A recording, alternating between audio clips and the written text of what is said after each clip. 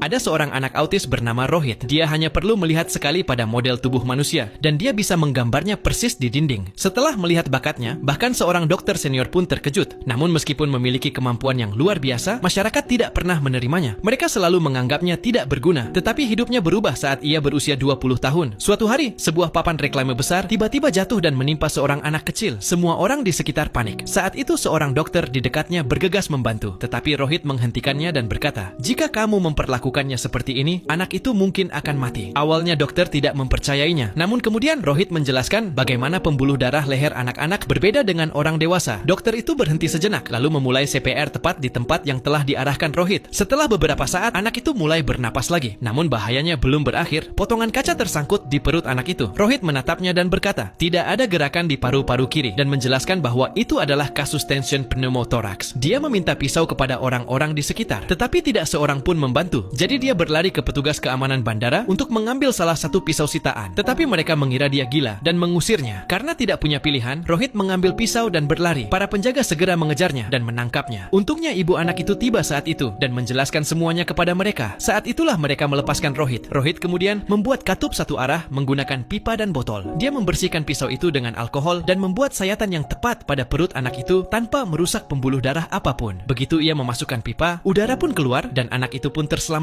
Orang-orang merekam seluruh kejadian di ponsel mereka, dan sejak saat itu, kehidupan Rohit mulai berubah. Namun ceritanya tidak berakhir di sana. Saat anak itu berada di ambulans, Rohit masih ragu dan meminta dokter melakukan USG. Tetapi dokter itu mengabaikannya. Di rumah sakit, Rohit mengulangi permintaan yang sama. Sekali lagi, dia diabaikan dan diusir oleh petugas keamanan. Secara kebetulan, media tiba untuk meliput rumah sakit pada saat itu. Saat para penjaga mulai teralihkan, Rohit bergegas ke ruang operasi dan mulai berteriak, "Lakukan USG." Kemungkinan itu efusi perikardial. Tetap saja, tak seorang pun mendengarkan. Tetapi begitu operasi dimulai, detak jantung dan tekanan darah anak itu tiba-tiba turun. Saat itulah dokter teringat kata-kata Rohit dan segera melakukan USG. Dia menyadari bahwa Rohit benar sekali dan nyawa anak itu terselamatkan lagi. Setelah operasi, dokter yang sama datang menemui Rohit. Dari perilakunya, dokter mengetahui bahwa Rohit autis. Meski begitu, dia tetap berterima kasih padanya. Dia bertanya, "Apakah Anda seorang dokter?" Rohit mengangguk. Dokter bertanya, "Di mana Anda bekerja?" Rohit menjawab, "Di sini, di bedah umum." Dokter itu terkejut. Dia tidak percaya bahwa asisten barunya yang baru saja menyelamatkan nyawa seorang anak sebenarnya autis. Setelah berpikir beberapa detik, satu pikiran terlintas dalam benaknya. Anak seperti dia tidak seharusnya hanya menjadi dokter, dia seharusnya menjadi pahlawan.